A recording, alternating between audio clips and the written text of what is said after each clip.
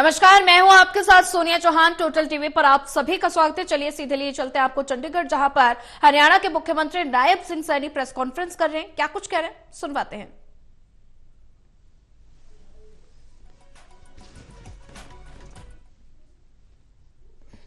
वो दिया जा रहा है। कैबिनेट में ये भी फैसला किया गया कि हीमोफीलिया जो एक बीमारी है और थैलीसीमिया से पीड़ित रोगियों को दी जाने वाली पेंशन के लिए 18 वर्ष की आयु को भी समाप्त किया गया है। पहले क्योंकि 18 वर्ष के बाद उसको लाभ मिलता था, कैबिनेट में यह फैसला किया गया कि अब 18 साल की वो उसके ऊपर सीमा नहीं रहेगी, उस आयु सीमा को समाप्त किया है। हमने साथ ही यह भी निर्णय किया कि हीमोफीलिया और थैलीसीमिया के लिए वित्तीय सहायता पहले से ही प्राप्त किसी भी अन्य सामाजिक सुरक्षा पेंशन के अतिरिक्त होगी, क्योंकि ये लगभग 2009 में एक अमेंडमेंट किया गया था और उसमें ये कहा गया था, 2009 के अंदर जो अमेंडमेंट हुआ था, कि अगर किसी दिव्यांग की मिनिमम वेज से ज्यादा इनकम होगी तो उसको इसका लाभ नहीं मिलेगा। हमने उस कंडीशन को अब समाप्त कर दिया है कि उसको जो दिव्यांगजन है उसको उसका लाभ मिलना चाहिए, उसको हमने ये समाप्त किया है। और साथ ही यह भी निर्णय किया कि हीमोफीलिया और थैलीसीमिया के लिए वित्तीय सहायता पहले से प्राप्त किसी भी अन्य सुरक्षा पेंशन के अतिरिक्त ये होगी, उससे अलग होगी। हमने कैबिनेट में एक और निर्णय किया है कि हमारे चुकलाना धाम जो खाटू श्याम जी का चुलकाना धाम, जो खाटू श्याम जी का पवित्र स्थल है, वहां पर खाटू श्याम बाबा श्री खाटू श्याम पूजा स्थल बोर्ड वो बनाया जाएगा, उसकी भी आज मंजूरी दी है। इसके विधेयक 2025 के मसौदे को भी आज मंजूरी दी गई है। हरियाणा एवं पड़ोसी राज्यों से चुलकाना धाम में लाखों की संख्या में भक्तजन भगवान के दर्शन करने के लिए प्रतिवर्ष उस पवित्र मंदिर में आते हैं और श्री बाबा श्याम में प्रत्येक एकादशी को जागरण और फाल्गुन मास के शुक्ल की एकादशी व द्वादशी को प्रतिवर्ष मेले का भी वहां आयोजन होता है।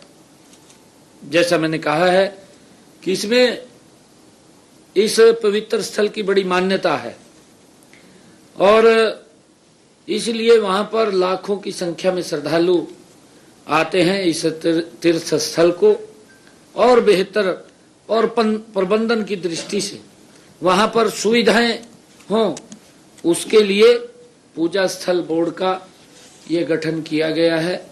वहां श्राइन बोर्ड के अंदर उसको लिया गया है, इसकी भी मंजूरी दी गई है।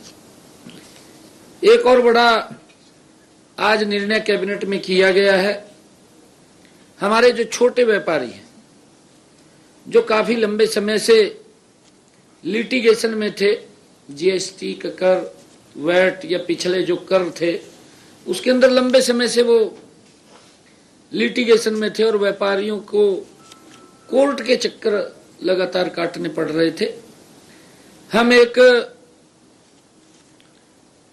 वन सेटलमेंट स्कीम लेकर के आए हैं और आज उसको मंजूरी दी है कि बैठक में जीएसटी से पहले के, जब जीएसटी आया उससे पहले के 7 अधिनियमों के तहत बकाया कर राशि का निपटान करने के लिए हरियाणा में एक मुश्त निपटान योजना 2025 को आज मंजूरी कैबिनेट ने दी है। इस योजना के तहत किसी एक अधिनियम में किसी व्यक्ति के खिलाफ अगर 10 लाख रुपए तक की बकाया राशि वो करदाता के रूप में खड़ी थी, लिटिगेशन में था, हमने ये निर्णय किया है कि 10 लाख रुपए तक के नीचे के 10 लाख रुपए से नीचे के ऐसे सब जो लोग हैं उनको ये राहत दी गई है कि उनके मूल में से ब्याज तो पूरा माफ हो जाएगा, जितना ब्याज है वो तो माफ हो जाएगा, परंतु मूल में से भी 1 लाख रुपया वो कम किया जाएगा और उस मूल का भी 60% माफ कर दिया जाएगा। 40% मात्र उसने देना है ताकि वो उस लिटिगेशन से बच सके, उसको राहत मिले। एक बड़ा फैसला कैबिनेट ने आज किया है। 10 लाख से ऊपर के 10 करोड़ रुपए तक के जिनका बकाया है, ऐसे करदाताओं को भी हमने 50% की छूट दी है। ब्याज तो उनका भी माफ किया है, परंतु मूल में से जो 10 करोड़ रुपए तक का जिनका लिटिगेशन था, ऐसे सब लोगों को 50% मूल का भी उसको माफ किया है ताकि वो इसका लाभ उठा सके, ये निर्णय किया है। और इस योजना के तहत लगभग 2 लाख से अधिक करदाता इस योजना का लाभ उठा सकेंगे ताकि जो लिटिगेशन की लंबे समय से वो समस्या उन करदाताओं के सामने, उन लोगों के सामने थी, उससे एक बड़ी राहत मिलेगी। हमने इस योजना का लाभ लेने वाले सभी करदाताओं का ब्याज व जुर्माने की राशि पूर्ण रूप से माफ की है। 10 लाख रुपए से अधिक की सेटलमेंट राशि देने वाले करदाताओं को, जो 10 लाख से ऊपर के हैं, हमने ये भी ऑप्शन दिया है उनको कि वो अपनी मूल राशि को, ब्याज माफ हो जाएगा, उसमें से 50% माफ हो जाएगा, जो राशि बचेगी उस राशि में से को भी वो 2 किस्तों में दे सकेगा। ये निर्णय हमने किया है। जो आपने क्वेश्चन किया है, लगभग ये 2,500 करोड़ रुपए का, और उसके अंदर ये राहत बड़ी दी है ताकि वन सेटलमेंट स्कीम के तहत वो इसका लाभ उठा सकें। लोगों को बड़ी राहत इसके माध्यम से दी गई है।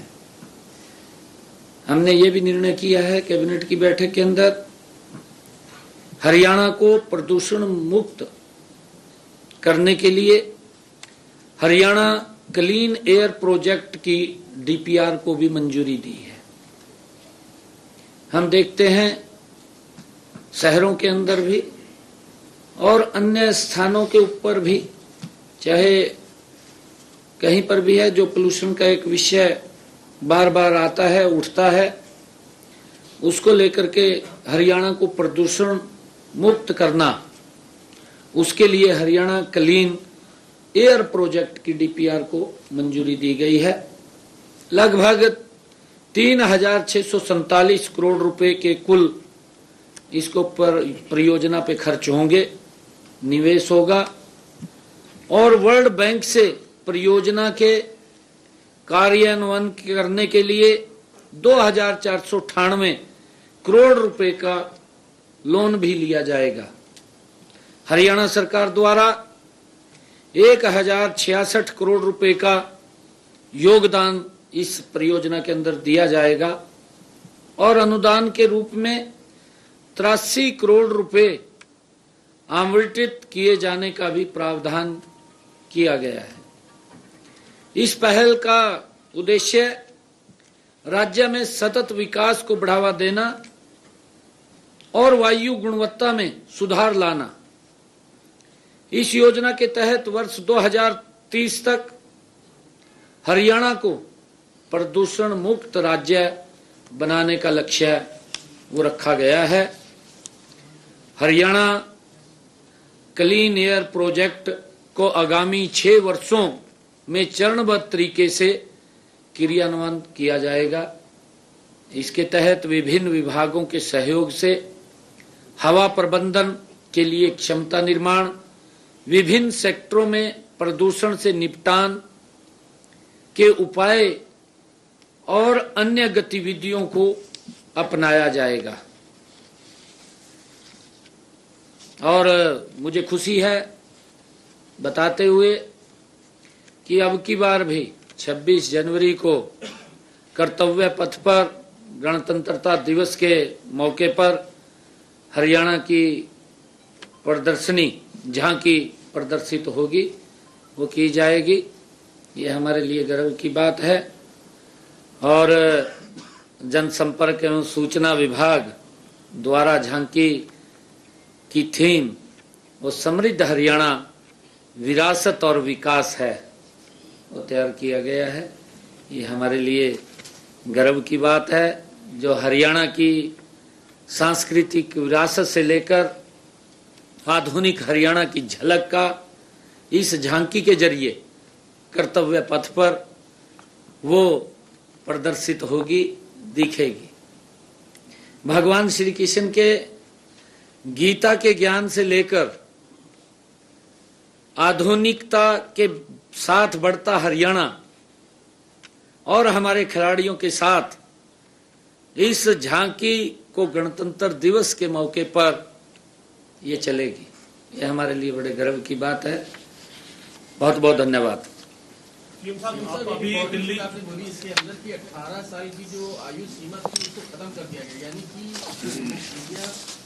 बीमारी है वो जन्मजात बहुत सारे उनमें होती है। पिता को है तो बच्चों को, तो क्या ये जन्म से ही बहुत सारे बच्चों का पता लग जाता है कि इनको बीमारी? नहीं, वो दरअसल 2009 मैंने बात करी है ना, 2009 में सरकार ने अमेंडमेंट किया और अमेंडमेंट किया सरकार ने, उसमें ये लिखा, ये पहले 18 साल के ऊपर मिलता था और उसमें ये भी लिखा, उसमें अमेंडमेंट किया कि अगर दिव्यांग की इनकम मिनिमम वेज से ज्यादा होगी तो इस योजना का लाभ नहीं ले पाएगा। आप समझे मेरी बात?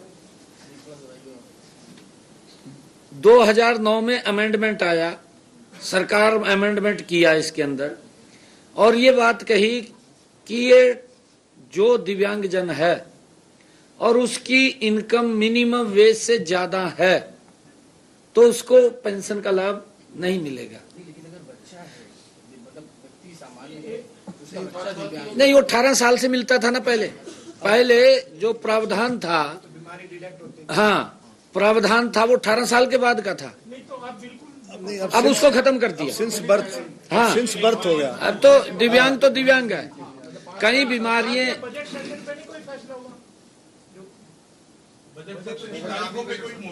नहीं, वो चर्चा हुई है आज और हम बजट सेशन आएगा आपको बताएंगे। हाँ जी, कैबिनेट चीफ मिनिस्टर को अधिकृत कर जी जी जी जी जी।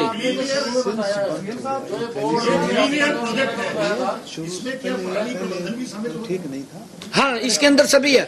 मैंने कहा है कि लगभग इसके अंदर 11 विभागों के साथ मिलकर के इस परियोजना के ऊपर काम किया जाएगा। 11 विभाग हैं इसमें। आपने बताया कर्मचारी है, तो ये कितने लाभान्वित होंगे? आपकी जो फर्स्ट घोषणा थी, फर्स्ट पॉइंट है। नहीं, देखिए उसके अंदर मैंने ये कहा है कि जो MITC के हैं, क्योंकि ये पहले चक्कर काटते थे और चक्कर काटते थे कि हमें तो पेंशन भी नहीं मिलता। इसमें कई बोर्ड और कारपोरेशन के भी लोग थे, ये खाली MITC के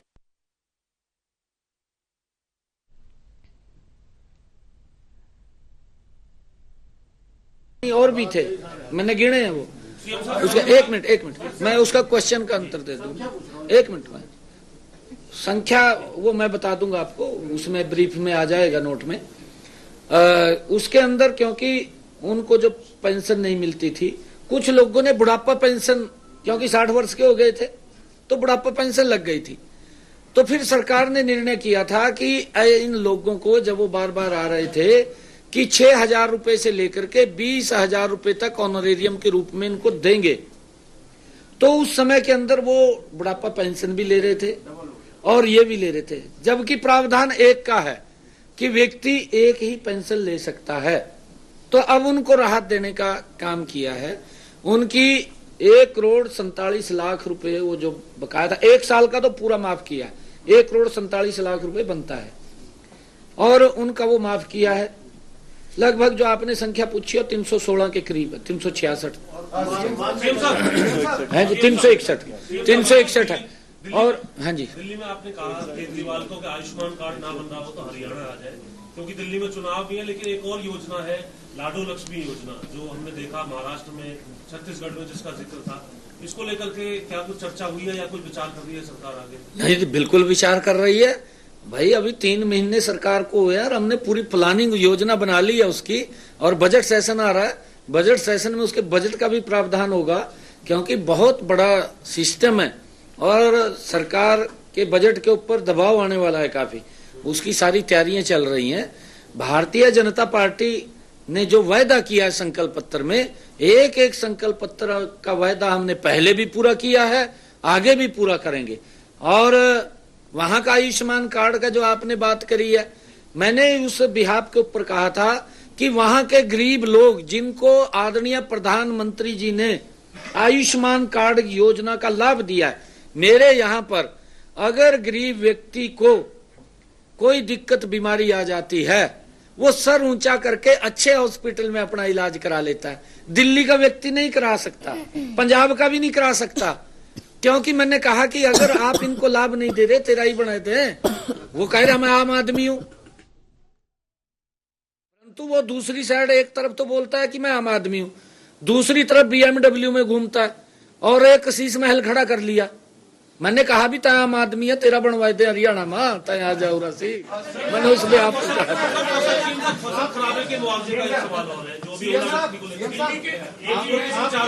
एक मिनट, आपका ले लिया, उसका ले लिया। प्रचार चल रहा है, नरेला के विधायक का एक ऑडियो आया जिसमें कह रहे कि मनीष सिसोदिया कहते कि तो शराब की नीति नहीं लेकर आएंगे तो चुनाव में पैसा कहां से लेके आएंगे। इससे पहले सर कैग की एक रिपोर्ट आई है कल, उसमें 382 करोड़ रुपए घोटाले की बात हो रही है। तो आपको लगता है सर कि दिल्ली चुनाव प्रचार जैसे जैसे चुनाव करीब जा रहा है, तमाम मामले खुलकर आ रहे हैं? भाई आपने क्वेश्चन ऐसा पूछ लिया, शराब की नीति और लेकर आवांगे, कह दे भाई मॉडर्न नीति न लिया, ये कभी इससे भी ज्यादा और गड़बड़ हो जा। कह दे इस नीति से तो जिम्मे ठीक है, कह दे बच्चों को पढ़ाने की बात करो, शराब नीति की बात मत कर। दिल्ली के अंदर इन्होंने वायदा किया था, यही तो लोगों के अंदर रोष है। दिल्ली के लोगों में और रोष नहीं है। ये केजरीवाल ने मंचों पे खड़े होकर के कहा था कि मैं गरीब व्यक्ति के बेटे को डॉक्टर बनाऊंगा, मैं गरीब के व्यक्ति के बेटे को इंजीनियर बनाऊंगा। ये केजरीवाल के कहे शब्द हैं, ये किसी और के नहीं कहे। इसने ये नहीं कहा था कि मैं शराब की नीति लेके आऊंगा। अब फिर बार बार कह रहे हैं अभी मॉडर्न नीति लेकर आवांगे। भाई तेरे हाथ जोड़ा, 5 तारीख तक चुप रहो, उसके बाद तो बीजेपी आ रही है, अपने आप करेगी। मैंने कहा, मैंने मंच के ऊपर भी कहा वहां पर भी, भाई हमारे यहाँ से तय तो कह रहा गरीब व्यक्ति के बेटे को हम डॉक्टर और इंजीनियर बनाएंगे। ये आज से 10 साल पहले केजरीवाल ने कहा था। परंतु मैंने ये भी कहा है केजरीवाल को कि आप हरियाणा के अंदर आकर के देखें, हमारी हरियाणा सरकार ने गरीब परिवार के बेटे को बिना पर्ची बिना खर्ची के ICS अधिकारी बना दिया। ये नीति का फर्क है ना। उसकी शराब की नीति है, हमारी विकास की नीति है, मोदी जी के नेतृत्व में चल रहे हैं। सर एक नियमित भर्ती होने पे HKR में जो कर्मचारी हैं जो एक्ट के दायरे में नहीं आ रहे हैं उनको हटा रहे हैं, तो क्या उनको एडजस्ट करेंगे? भी नहीं हो रही सर, नए वालों की। देखिए, क्योंकि पिछले दिनों हमने 24-25 हजार बच्चों को वन टाइम उनको नौकरी दी थी, और कहीं ना कहीं क्योंकि आए हैं और स्थान के ऊपर देखिए जो नौकरियां निकलेंगी हमारी, हमने बोल भी रहे हैं, जस्ट ऐसा नहीं है नौकरियों में जब फार्म भरेंगे उनको करेंगे।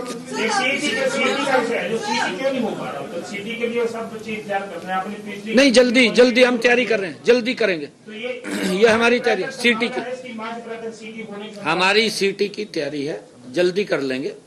और हम ये सोच रहे थे क्योंकि अभी बच्चों के पेपर थे, ये +2 के और इसके मार्च तक हो जाएगी। हाँ, ये हमारी तैयारी है, जल्दी कराएंगे। ये अलग से बात करूंगा, अलग से बात करूंगा।